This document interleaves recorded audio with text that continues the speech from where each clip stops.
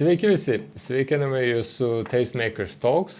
Šiandien kalbėsim apie sėkmingus prekės ženklus ir verslininkų žalį maisto industrijoje. Kadangi tvarios praktikos formuoja mūsų maisto sektorius ateitį, šiandien pasinersime į kvepėjančias istorijas šioje srityje. Jeigu norite sužinoti daugiau apie tvarumą, kviečiam jums prisijungti. Tikimės, kad ši diskusija įkvėps jūs mąstyti kitaip. Šiandien su dideliu džiaugsmu pristatoma mūsų svečių Andrius Kurganovas iš Biržų Duona šeimos kepykla su tvirta aistra aplinkai ir bendruomenė. Sveiki, Andrius. Sveiki. Labai malonu turėti jums čia. Kaip jums sekasi? Gerai, metų pabaiga, daug darbo, daug kepam, visi prieš šventes nori skanių pyragų, skanių gaminių, tai mum įtemptas metas dabar. Tikrai jūsų produktai mes irgi valgom kaip šeima ir labai džiaugiu, kad mes šiandien kartu esam. Tada aš pradėsiu. Norėdama pradėti, ar galėtume pristatyti apie jums ir galėtumėte papasakoti šiek tiek apie jūsų įmonės veiklos? Tai aš esu antros kartos šeimos verslo atstovas, įmonėje dirbu jau daugiau kaip 20 metų. Tai praktiškai aš nuo įmonės pradžios, kai mūsų šeima įsigijo įmonę, aš nuo to laiko praktiškai ir pradėjau dirbti. Pradžiai buvo per vasaras, nes aš dar buvau studentas tuo metu, paskui studijas baigiau, grįžau į įmonę. Tai puikiai mačiau, kaip augo mūsų įmonė, su kokiais iššūkiais susidūrė, kokių problemų turėjom ir kaip jas sprendėm. Na, bet, žinot, visą laiką sunkus darbas, didelės pastangos jos duoda savo vaisius. Ir, na, jau po gerų šiemet kaip tik švęsime, ateinančiais metais, 25 švęsime 25-metį įmonės kaip šeimos verslo įmonės. Taip. Tai galim didžiuotis, manau, ką esam per tą laikotarpį sukūrę ir stiprų prekinį ženklą vertina mūsų visuomenė, mūsų pirkėjai, Lietuvos žmonės. Produktų krepšelis labai įvairus yra. Taip.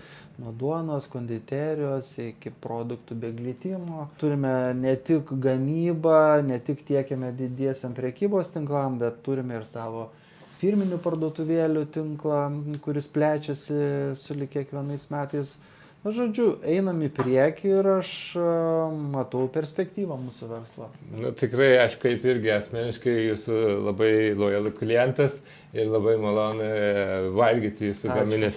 Ir dabar norėtum sužinoti apie jūsų įmonę tvarumo kelionę ir sužinoti daugiau apie jūsų tvarę praktiką. Todėl, kad mes žinom labai daug, bet kada pirmą kartą jums supratot, kad svarbu investuoti į tvarumą ir galit papasakoti truputį apie jūsų tvarumo praktikas? Na, mes tvarumo, ta pati savoka, galbūt jinai tapo tokia madinga ir populiari čia prieš kelis metus. Kai mes pradėjom savo tvarumo kelionę Biržų Duonoje, mes gal ir neturėjom omeny kaip po tokio tvarumo, bet, sakykime, viena iš pirmųjų patirčių ir pirmųjų gal tokių investicijų, kurią mes padarėm labai sąmoningai, suprasdami, kad, na, kepykloje turime daug krosnių, kepame duoną, reiškia, deginam dujas, per kaminus išeina tam tikra šiluma ir pamatėm, kad, na, tikrai tą šilumą galima panaudoti antrą kartą. Tai reiškia, tai va tie sprendimai, kurie buvo berods 2014-2015 metais tas projektas įdiegtas, tai mūsų visoje kepimo, reiškia, dalyje, visame kaminų infrastruktūroje sumontuoti specialūs, reiškia, sprendimai, kurie leidžia šildyti pakartotinai vandenį, o tą vandenį naudojame įvairiai ir gamybos procese, ir patalpų šildyme, ir dušuose buitinėse patalpose. Tai čia buvo gal toks, na, pirmas toks žingsnis prisiliesti prie pakartotinio, reiškia, energijos panaudojimo ir gauti iš to pakankamai didelę naudą.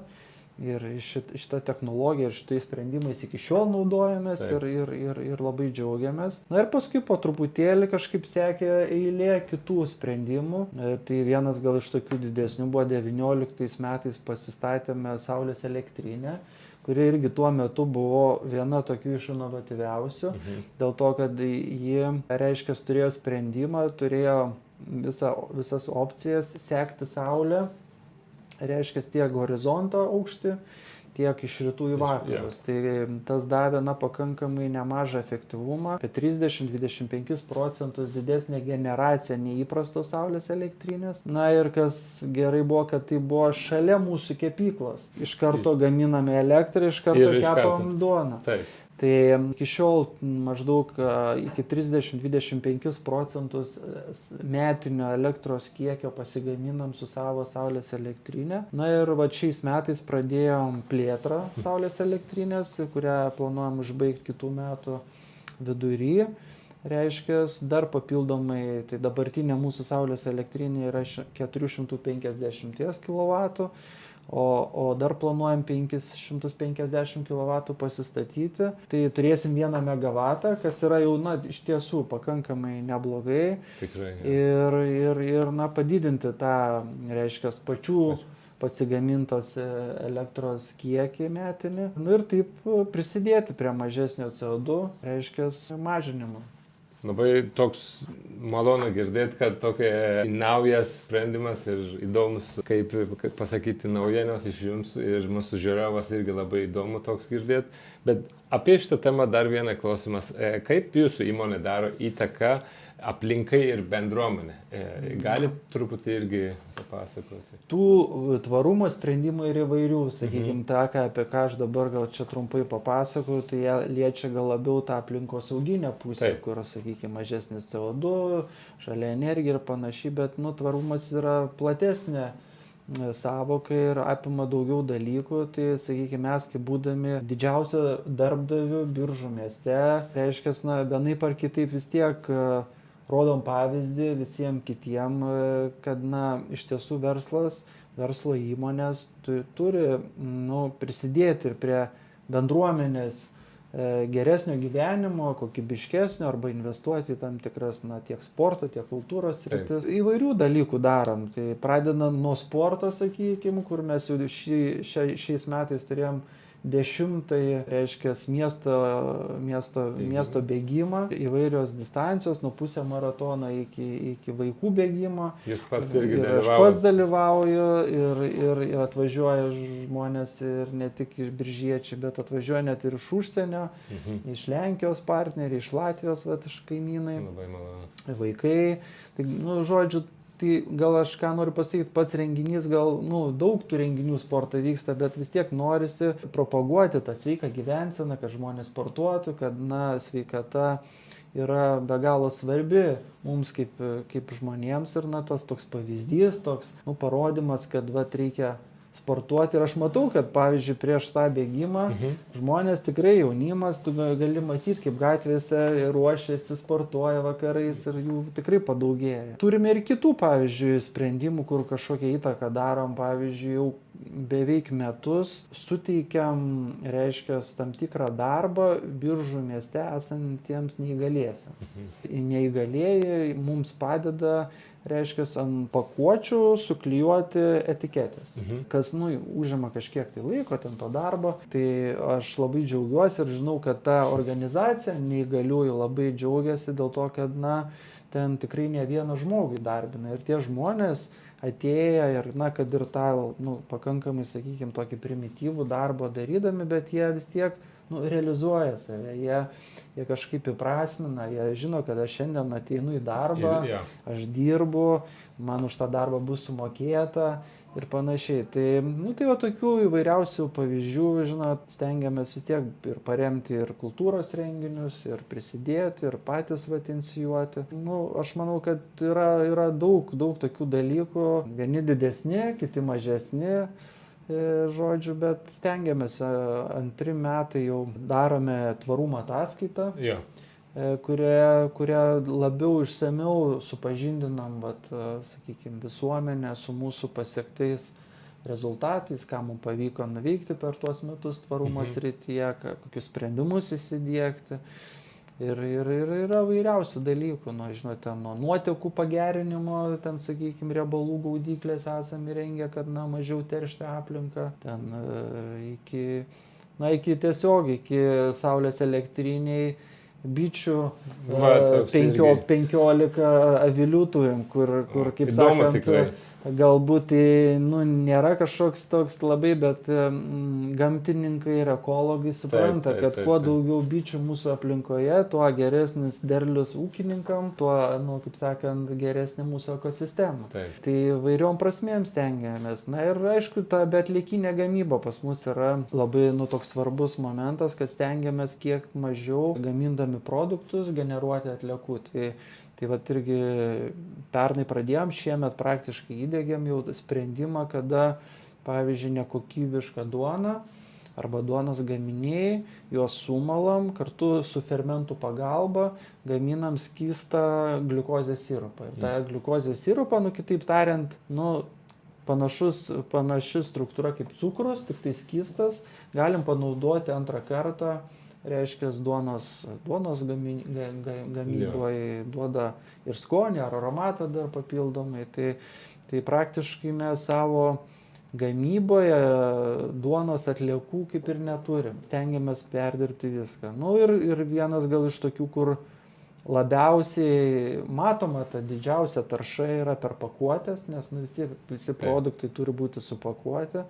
Tai plastikas, tai mūsų buvo labai, buvom išsikėlę savo tokį uždavinį, kad kuo mažiau tos kombinuotos pakuotės, kad ta pakuotė būtų kiek įmanoma lengviau perdirbama. Tai visos pakuotės praktiškai esam perėję prie vienalytės, reiškia vieno tipo plastiko, kuris lengviau būtų perdirbamas, kai jis surenkamas, arba žmonės jį išrūšiuoja. Tai tokiais keliais ir žengiam, ir begalės dar yra tų visokių sprendimų, bet trumpai gal tiek. Labai, ir aš asmeniškai irgi skaitu iš jūsų puslapį tokie raportai apie tvarumas politiką jūsų ir labai džiugi, kad dar toliau investuosit, kaip matom. Ir dabar toks, kaip jūs irgi žinot, kad pradėti verslą visada susijęs su savo iššūkiu. Ir kokie iššūkiai jums kilo, galit gal pasakyti apie toks? Mūsų įmonėje didžiausias buvo iššūkis tikriausiai toks, kad mes nusipirkom praktiškai bankrutavusią įmonę, kuri prastai veikia, turėjo prastą finansinę situaciją, daugybę įsiskolinimų. Tai mums reikėjo, kaip sakyti, iš to tokio, dar tuo metu, vis tiek tai buvo 2000 metai, toks, posovietinis dar kaip bebūtų laikotarpis, reikėjo ir pakeisti darbuotojų supratimą, kas yra privati nuosavybė, reikėjo tą įmonę iškelti, atstatyti, infrastruktūrą pakeisti, technologijas pakeisti, reikėjo be galo daug investicijų padaryti. Pats didžiausias iššūkis ir buvo tikriausiai, nepasiduoti, išlikti tokiam atspariam stresui, kažkokiem tokiem negandom, žodžiu, ir eiti į priekį, kad ir sunku, kad ir, žodžiu, kartais gal ir ne visada pasisekdavo, bet žingsnis po žingsnio eiti į priekį ir galų gale pasimokai iš tų klaidų, kurios tau nepavyko įgyvendinti. Ir taip tiesiog atkaklumas, man atrodo, duoda savo rezultatą. Labai teisingai, kaip pasakot. Dabar, kaip po truputį mes pabaigsim, bet turim dar vieną klausimą, norim paklausti. Kokie patarimus galėtumėte duoti jaunam žmonėms, kuriem norintiems pradėti savo verslą?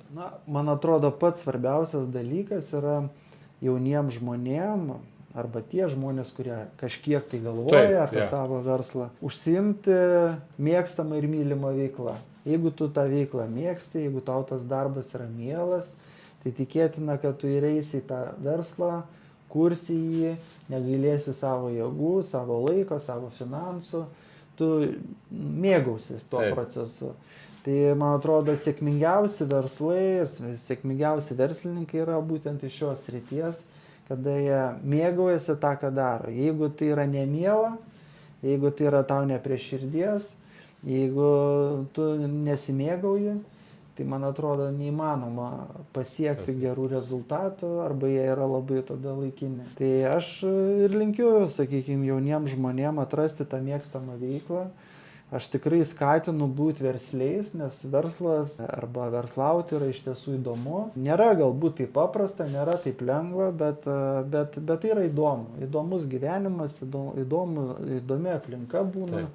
Svarbu tik atrasti tą sritį, tą nišą, tą išskirtinumą, kad, na, galėtum būti konkurencingas, nes, na, kaip bebūtų, vis tiek mūsų pasaulis labai konkurencingas. Taip, tikrai. Yra dabar. daug verslų, Taip. yra daug verslo žmonių ir panašiai, bet aš tikrai tikiu, jauna karta yra labai kūrybinga, jinai laisvesnė, yra Taip. tokia atviresnė, dabar yra galimybės tiesiog tapti globaliems Viską, labai paprastai, internetas ir visa, reiškia, IT struktūra tokia yra. Tai aš galvoju, svarbu ir nebijot, būt drąsiam. Jo, reikia pirmas žingsnis, Taip, svarbu pradėti taip. kažkaip.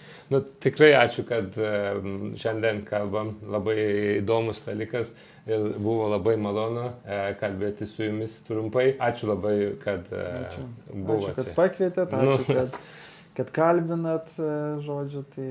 Ačiū labai. Kokia nuostabi istorija ir vertingai patarimai iš Andrius. Tikimės, kad ši diskusija įkvėps jūs pagalvoti, kaip ir jūs galite pridėti prie tvarus verslumo pasaulyje. Ir Tastemakers Talks serijoje sekite mus ir ačiū, kad žiūrėjote. Ačiū.